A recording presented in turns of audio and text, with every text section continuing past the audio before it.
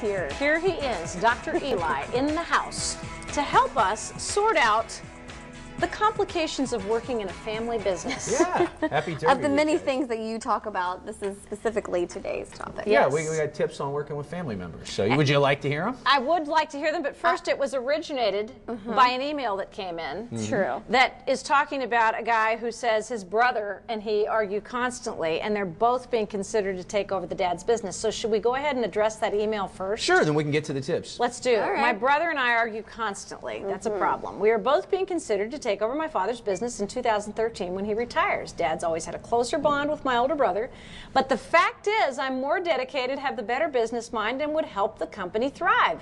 How should I talk to my dad about this before he makes up his mind?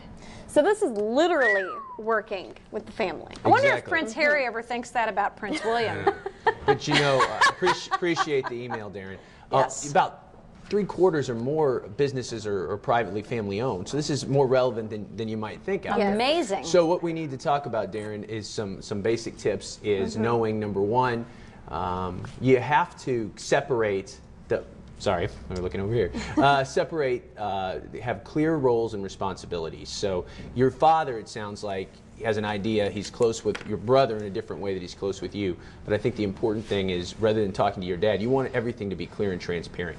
You want there to, hey Dad, I think you're having retiring. What is the plan for when you retire, as far as we call that kind of family governance and succession plan? So Yes. you want to have a talk, not just with Dad, you want to have a talk with Dad and the brother. Everything clear and transparent. Yeah, because Yeah. obviously the two of them are going to be working together long after Dad's out of the Right. picture. Right. And when we have these kind of splits, if, oh, I'm going to go and talk to Dad behind the scenes and the Right. other brother's left out, let's have a family meeting, have it all on the table, let's talk about it. So you should talk Interesting. about the positives and the negatives. You should emphasize the business aspect of the family relationship, because when it comes to business, sometimes you can separate yourself a little bit more if you think about the business as opposed to, oh, it's my brother. Right. Now, It's a coworker. Let me ask you, is this something that you recommend staying within the family, but if it's an option to get out, do you suggest that, or how do you work that? Well, I think you're right, working on the tips. So first of all, you have to acknowledge the positives and negatives. And it's really clear that it's great. You can work with the people you love, you keep it in the business, but it's also the negatives. You go home, and when I leave a coworker, if I didn't right. have a good day, I leave it at work. Yeah. If I Exactly. go home and I'm working with my spouse, I'm going to carry that over. That's right. And you have to ask to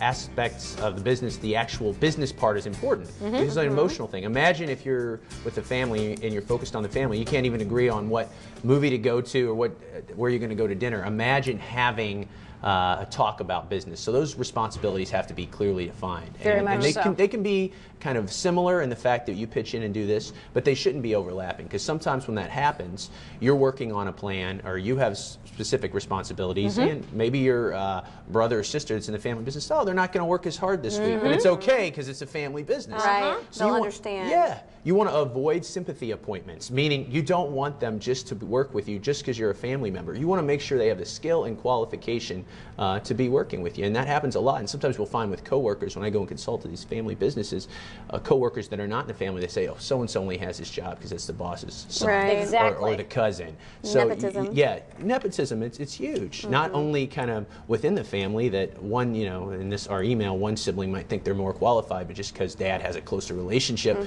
with the other sibling, they get the job over them. But And you have to be aware of non-family members' reaction to those appointments. Exactly. Right. Because that can really, if somebody who's not a member of the family has been working for years to establish a history with the company and is set aside for the 21-year-old son or nephew or whatever, that can really cause hard feelings. I think as long as the successful companies that are family operated, family owned, I think as long as the basis, starting it up is, this is a family business, this is what we're doing, the understanding of that, and then they go from there. I think it can be successful.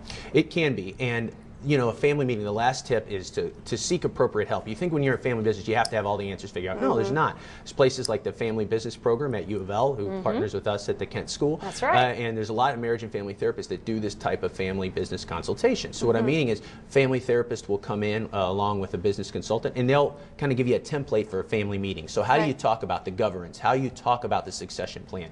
So don't feel like you can't call and reach out, and they will give you the examples of how to have these meetings and how to kind of, the emotional part when we're dealing with our families.